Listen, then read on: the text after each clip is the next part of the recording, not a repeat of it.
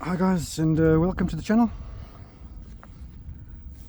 I've been waiting all day, fighting with service provider hosts, domains, websites of people stealing our designs and selling them as their own. So that is not cool, obviously. And with all of that, I've been just trying to fly, excuse me, the new and improved Boblin. And doesn't she just look absolutely stunning? I mean, that is two little screws each side. Let me take my cap off. So two screws each side there, 1, 2, and this just slides straight on. Is held in place with this little hook here. Well, not that it's held in place, it just can't go anywhere. If you need to, like I did, just Dremel out. In fact, I might update the file just to cut that little piece out. Included is the landing gear if you're coming from an Airwolf. So I have included that this landing gear. It basically you bolt these mounts to one this side and one at the bottom here. You bolt them with existing screws to the appropriate places. Yeah. Then I used a 5-6mm drill bit. I just pushed that in there just to hold it so it doesn't wobble around, and I just tack glued it from the inside. Pop, pop, pop, pop. Took it off, glued it properly, put it back on. You will have to remove the head because of course there's no space here to get that head out. But that's just, you pop these arms off, yeah, you take this bolt out, easy peasy, and you take these two little screws out. That's on the 2.5, the version 3, you will literally pop off the arms, take off the bolt and pull the head off. So that's easy. For the rest, rotator, and we've still got GPS. There's a nice little spot. And of course, as usual, anti mode right here. Pop.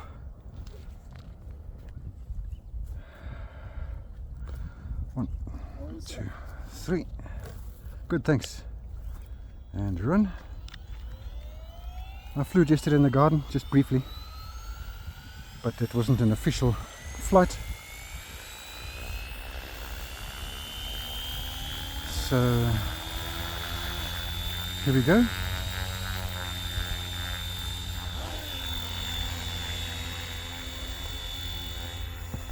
I'm going to try and step into the sun a little bit.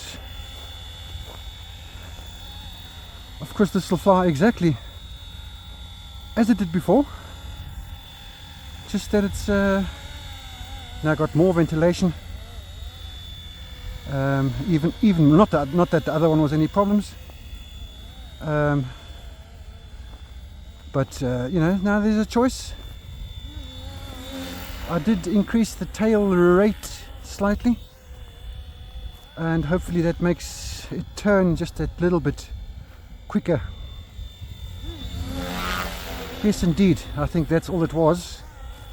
I was complaining that it wasn't turning as quick as the rest, but I think it was just the tail rate wasn't quite up to it.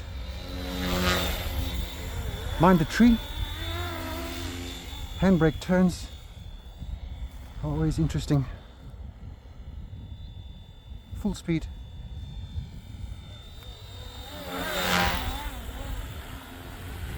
And one thing I noticed after fitting these fuselages is how stable it is in full forward flight. There's no more porpoising, and I haven't really changed anything. Just going to give it a bit of height and just go a little bit further away, and I'll try and demonstrate it. And full forward, rock solid. Rock solid.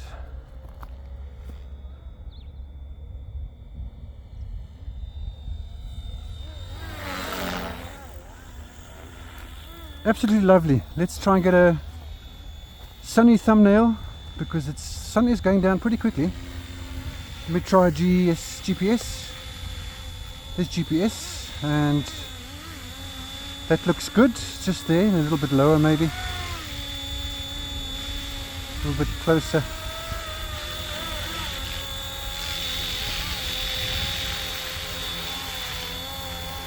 And I reckon that'll do. Quite a bit of wind. So back to Atty here. Pop. And off we go. Man, I love this thing now. I was going to sell this. Helicopter. But I think I've changed my mind. Because it really is cranking. Of course, it was flying great with the version 1 fuselage. But I was so keen to... I wanted to thank Jason from the group for giving us the name. Giving us the name of this. I think it was not meant as a serious name, but I just took it and used it. And I do want to feel the ESC quickly. I've been flying 4 minutes, so I'm going to land it here quickly.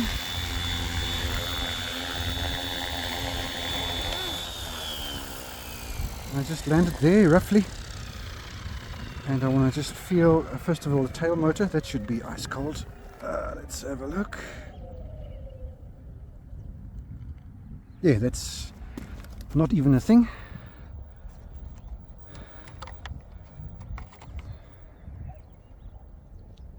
ESC is warm,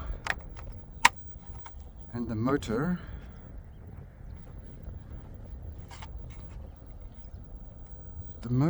is, wow, I can actually hold my finger on it, so that's actually very nice. So yeah, let's carry on. We're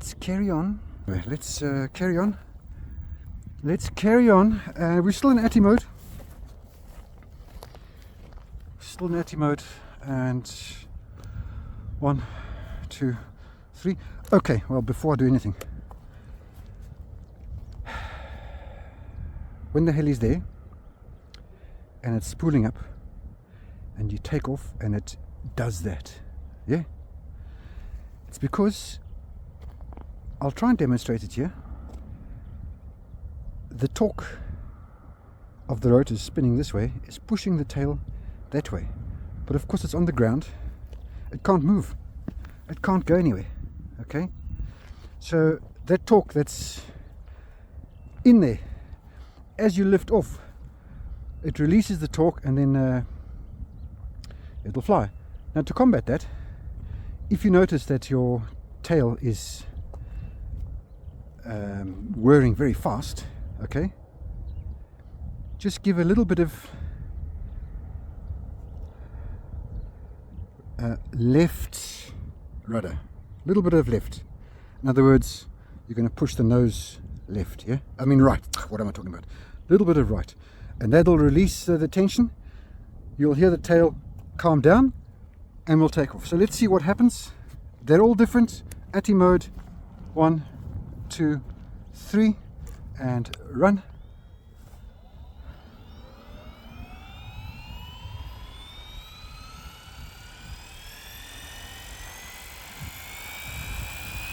So there I can see the tail wanting to move, so I'm giving opposite. Now the tail's quiet, very quiet now, so now I'll take off slowly. Oh, it still did it. It's obviously, it's still got that little bit of torque in there, but there's nothing you can do about that really. It's just the way it is, so don't worry about it.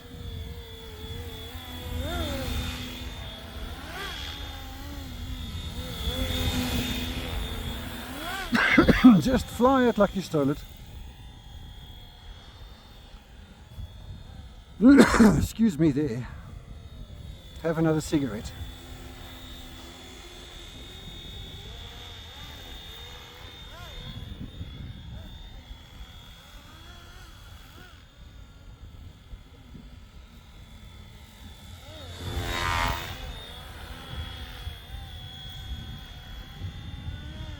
Okay, we were talking about my very low tail gain that I posted. So here we go. I'm gonna punch out full, okay, and let's just see what happens. So there we go. It's dead straight. I'm gonna let go, down, negative, collective, dead straight. So there's no reason to add extra tail gain. Of course I have a 6-inch prop, so that also helps. So yeah, that's the reason I have such a low tail gain. It's because I don't need more. And she flies straight. I mean, she does. Another test you can do is if you're over here like this and you punch it full forward like this, okay, if the tail rotates in one or other direction, of course there's a lot of wind now, it's pushing around, so like that, but mine is dead straight. You can see I haven't even touched the rudder yet. Okay, so that's my low tail gain of 17, I believe it is, or something stupid. Wow, I love this thing now. I really like this thing. I want to fly it faster than I can, than my brain is capable of maintaining.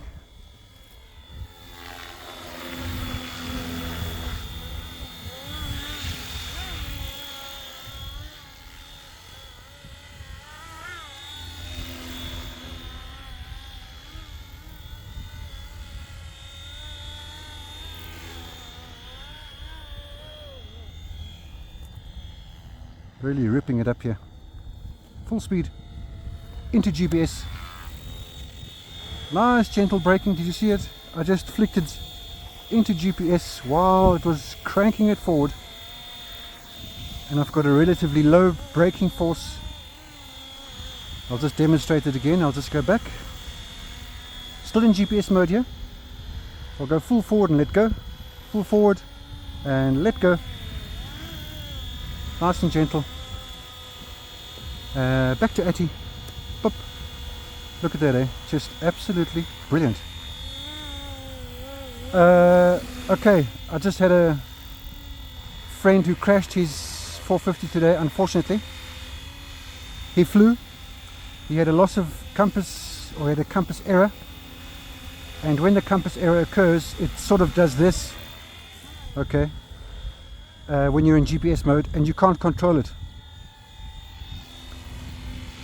because if you try and control it, the helicopter just doesn't actually know where it is, and the more you try to fix it, the worse it gets. So the way to fix that, and that is why I have my ATI switch here, I don't fiddle with it here, because if I do ever have a compass error, not that I fly in GPS, but for those that do, so I'll go to GPS now. There it is. Happy days. Now I'm going to just simulate a flyaway. Usually I found it's in that direction, from my experience. It's usually somewhere in that direction, and it'll just randomly veer off like this, and you can't control it. Just let go and flick to ATI. Okay, and then you can bring it back.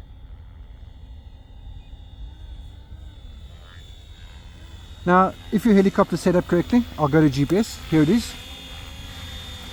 And if you flick to ATI like this, pop, the only thing that's changing is that the wind is pushing it that way.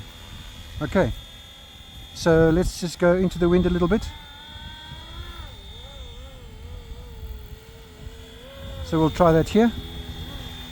So we're in GPS mode at the moment, and into ATI. Whoop. You see there, absolutely nothing. Still in GPS, I mean ATI. Now the wind is pushing it there. So what I'm suggesting is, if you're in GPS mode and you have your flyaway, I'll try and demonstrate it in this direction. So let's assume you're in GPS mode here, like that, and it starts doing this. Just let go, flick to ATI, and that's all it'll do. It'll just drift with the wind, but you can definitely fly it. So there's no reason to crash. I know it's very daunting. You're flying, and suddenly you think you've got no control. Okay, I'm just in GPS mode there. So let's just go here. So GPS mode, button here, I don't know if that's in shot, probably not. So I'm just going to simulate it. Where are we? Let go, ATI mode. And now it'll just drift with the wind. It'll be super solid. You can fly it. You don't have to fly it like a maniac like I do. Just even if you just land it, you know, if it's down here and you've lost GPS, just land it. At least it won't crash. Okay, my eyes are getting a bit blurry now.